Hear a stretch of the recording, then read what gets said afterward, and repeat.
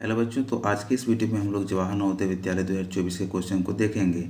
और ये जो दोस्तों क्लास 6 का क्वेश्चन है और लेटेस्ट क्वेश्चन है, तो इसमें मैथ्स के क्वेश्चन को हम लोग देखते हैं। तो क्वेश्चन क्या है कि 3 अंकों की बड़ी से बड़ी संख्या तथा 3 अंकों की छोटी से छोटी संख्या जो अंक 9, 6 तथा 0 से बनी है का गुणनफल क्या है। ठीक है, यहाँ पे क्वेश्चन दिया। ये ऑप्शन है, पहला ऑप्शन है कितना है 66,240।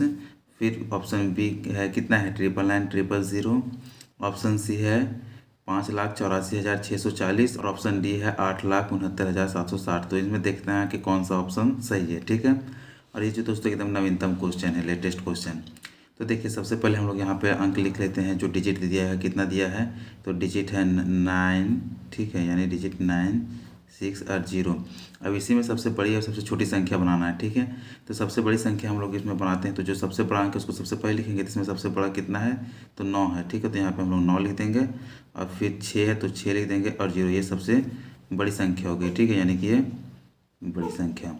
और सबसे छोटी संख्या हम लोग बनाएंगे। तो सबसे छोटी संख्या चूँकि 3 अंक का बनाना है। ठीक है, तो यहाँ यदि हम लोग इसी तरह से देखें, सबसे छोटी संख्या में यदि हम लोग 0, 6 और 9 लिखते हैं तो इस तरह से लिखेंगे तो ये नहीं होगा, क्योंकि 0 का कोई मतलब नहीं होता है। और यहाँ से 0 कट जाने के बाद ये केवल 2 अंक का ही संख्या बनेगा।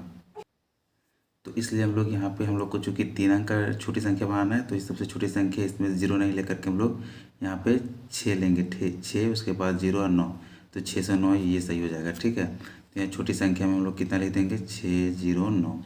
अब इन तीनों को गुना कर देना है। ठीक है, यहाँ पे 3 अंक का गुना बन गया। तो सबसे पहले अब हम लोग इसको गुना कर लेते हैं, उसके बाद देखते हैं कि कितना ऑप्शन में आता है। ठीक है, तो यहाँ 9 को 0 से गुना करेंगे तो यहाँ पे 0 आ जाएगा, तो 0 लिख देंगे।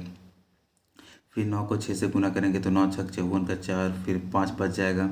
और फिर 9 9 81 और 5 कितना होता है, तो 81 और 5 86। तो यहाँ पर हम लोग 86 लिख देंगे। फिर 0 से गुना करेंगे तो यहाँ भी 0 0 और ये 0 आ गया। ठीक है, फिर 6 से गुना करेंगे तो 6 को 0 के साथ में गुना करेंगे तो यहाँ पे 0 आ जाएगा। 6 छक 36 का 6 आ गया और हाथ में 3 बच गया।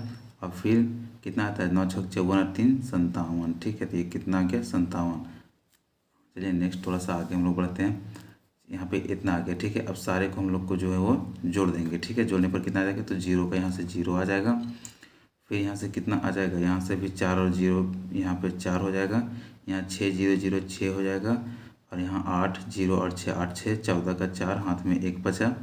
और 7 और 1 8 और 5 का यहाँ पे 5 ही हो जाएगा। ठीक है, तो देखिए कितना आ गया हम लोग को गुना करने पर कि 5,84,640। ठीक है, यानी इसका गुणनफल जो है वो ये आ गया। और कौन सा ऑप्शन में है, तो ये देख रहे हैं कि ऑप्शन नंबर सी में है। ठीक है, ऑप्शन नंबर सी कितना है 5,84,640।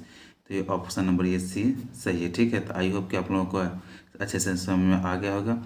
और यदि वीडियो पसंद आए तो वीडियो को लाइक करें, चैनल को सब्सक्राइब कर बेल आइकन प्रेस कर लें, ताकि इसी तरह के लेटेस्ट वीडियो का नोटिफिकेशन आप लोगों तक पहुँच सके।